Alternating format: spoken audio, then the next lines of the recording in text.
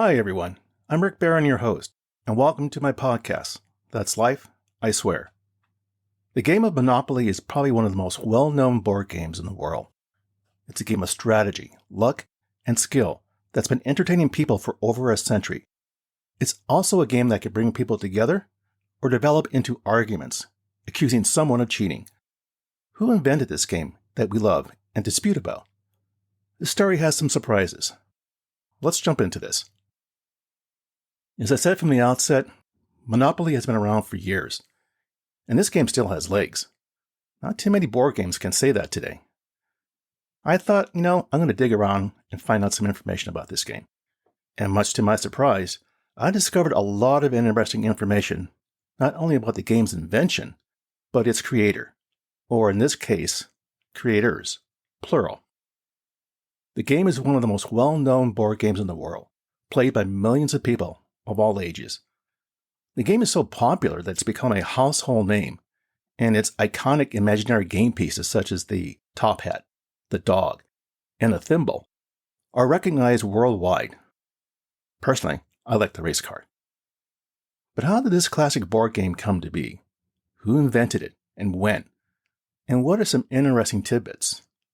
That said, let's dive into the history of this popular board game and its impact on popular culture. The game of Monopoly was created in the 20th century during a time when the United States was experiencing a period of rapid growth and industrialization. In 1903, a woman named Elizabeth Magie, an American writer and inventor, invented a board game called the Landlord's Game. Not Monopoly. That would come later. The game was designed to teach players about the evils of monopolies and the benefits of a single tax system. Lizzie Magie, she liked being called Lizzie, by the way, was many things during her life. She was an artist, a writer, feminist, and an inventor, a woman of many talents. She worked as a stenographer and typist at the Dead Letter Office in Washington, D.C. That's no joke. It was a repository for the nation's lost mail. But she also appeared in plays and wrote poetry and short stories. Lizzie had a very creative mind. In 1893, she obtained a patent for a gadget that fed different sized papers through a typewriter, which allowed more type on a single page. Now be sure you check out my website as I provided a link to the patent page showing pictures of this gadget, which is pretty interesting, I have to admit. Now, having received a patent really got Lizzie motivated for future ideas. It was about 11 years later in 1904, Lizzie received her second patent. Now, the patent had nothing to do with upgrading the typewriter again. No. Instead, this invention was for the Landlord's Game, a square board with 8 rectangular spaces on each side, set apart by corners labeled such things as Gee Whiz Railroad Fare, $100, and Stop Here, Labor Applied to Land Procedure Wages, $400. Now, as design updates happen over the years, the 4 corners would see changes such as go to jail and free parking. Now, the goal of the game was for players to circle the board, buying up railroads, collecting money, and paying rent. And she made up 2 sets of rules, monopolists and anti-monopolists. You see, the real purpose of the game was more of a teaching tool. She wanted to use the game as a means of teaching about the evils of amassing vast sums of wealth at the expense of others. Funny, over 100 years later, and we're still talking about this injustice. Lizzie grew up during the early 20th century, which was an era of business expansion and progressive reform in the United States. She was a radical against the railroads, steel, and oil monopolists of her times. She told a reporter in 1906, and I quote, "In a short time, I hope a very short time, men and women will discover that they are poor because of Carnegie and Rockefeller, who have more than they know what to do with." End quote. Lizzie was a follower of the economist Henry George, who advocated for a land value tax as a way of discouraging monopolies and promoting equality. The Landlord's Game was her way of illustrating George's ideas and educating people about the dangers of unchecked capitalism. The Landlord's Game was sold for a while by a New York-based publisher, but it spread freely and passed along homemade versions, among intellectuals along the eastern seaboard in the United States.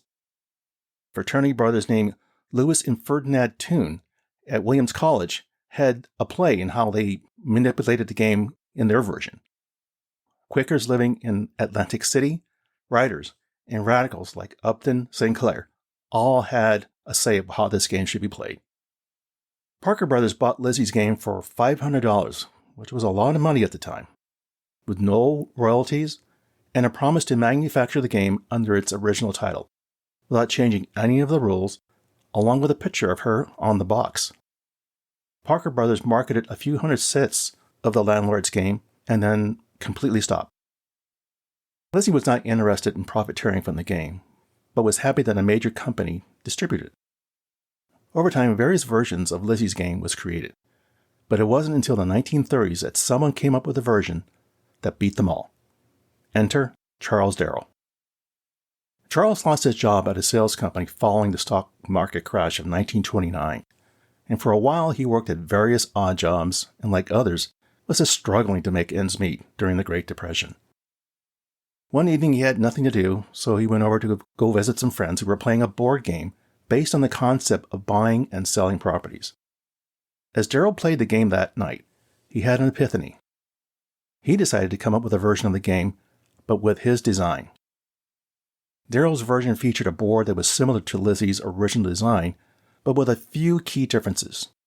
For example, he added chance and community chess cards, which would allow players to win or lose money, and he also included tokens to represent the players.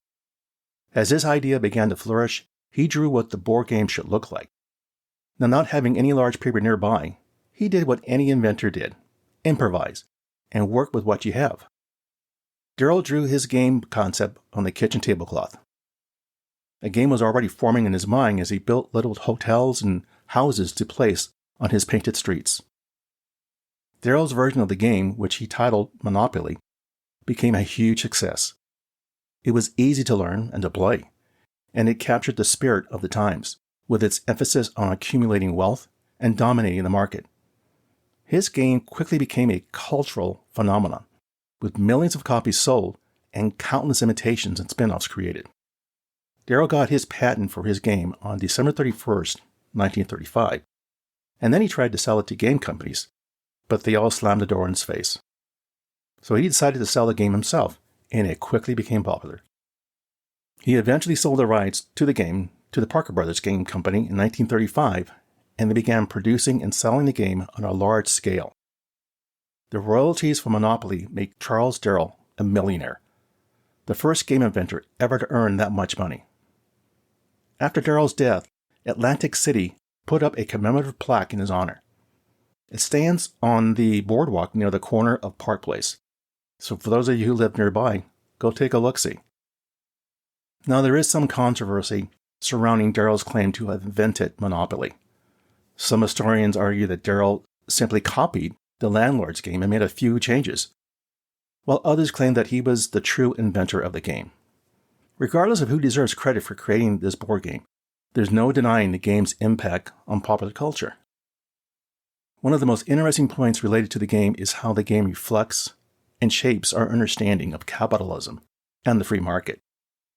On the one hand, Monopoly can be seen as a celebration of the virtues of competition and entrepreneurship, with players striving to outsmart and outmaneuver their opponents in the pursuit of wealth and success. The game could also be seen as a critique of capitalism and the concentration of wealth in the hands of a few. The game's emphasis on acquiring and monopolizing property can be seen as a warning against the dangers of unchecked greed and the social inequalities that result from it.